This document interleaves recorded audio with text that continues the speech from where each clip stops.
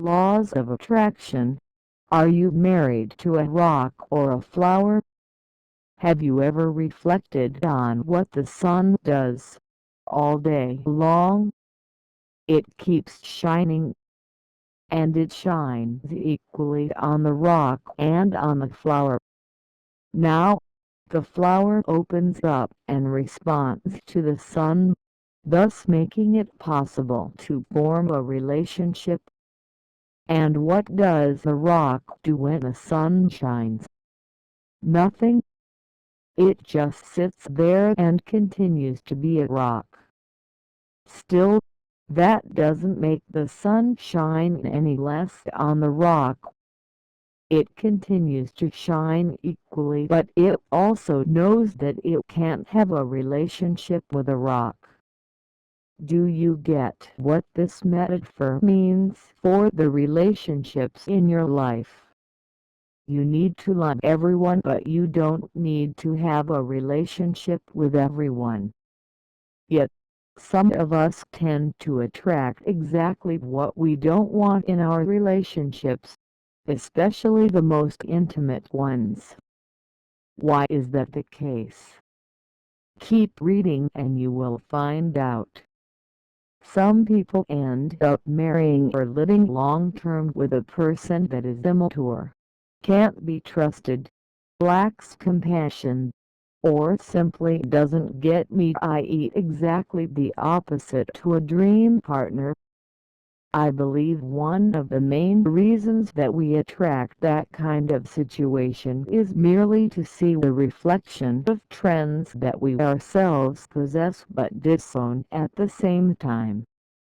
We attract what we aren't. So, if your partner or a friend doesn't get you, ask yourself if you actually get them.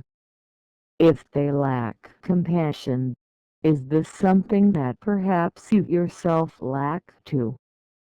Even if now you do have compassion, there may have been a time in your life where you didn't, and you are still holding on to active memories that you need to heal in order to gain more insight and self-acceptance.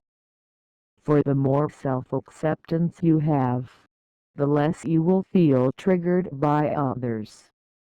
The second reason why we attract what we don't want is because we have very rigid and inflexible beliefs, which can create a lot of aversion towards certain tendencies and behaviors.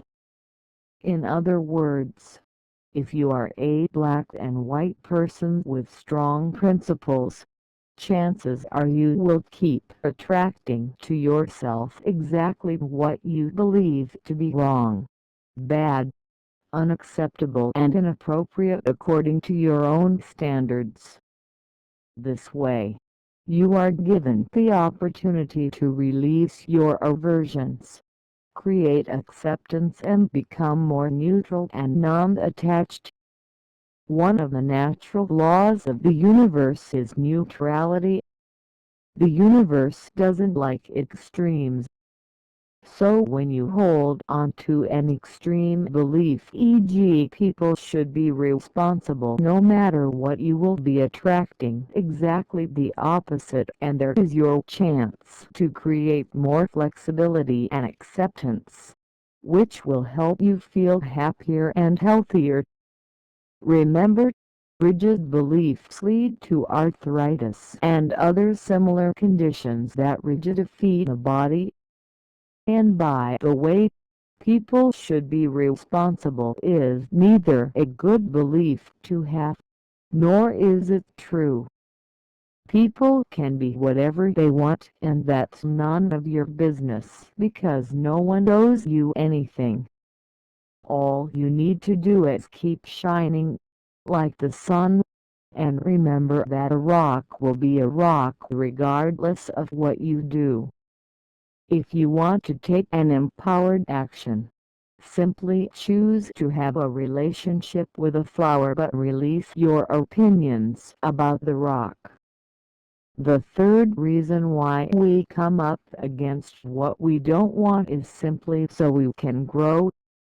If your partner is abusive and you keep going back to them, what is it that you need to learn from that situation in order to grow and move on? Keep asking yourself why you went looking for love in the wrong place. What were you after? What are you still after? Falling in love with the wrong person rarely has anything to do with actual love and connection. It's mostly fear, possibly of being alone, need for approval, need to be useful or needed, need to be looked after, or some other perceived need that make us fall in love so we can become blinded by chemicals and keep getting what we think we are missing.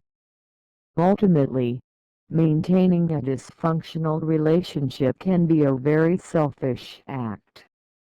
Even though it may look like we sacrificed our finances, our freedom, and our health, we still did it to get the one thing we are after. Now, keep asking yourself what exactly you were after. Then the next question would be whether you really need it. And finally, if you do need it, could you give it to yourself and how? One thing is sure, a rock won't give it to you because it doesn't have anything to give. So keep shining on the rock, but go look for a flower to marry.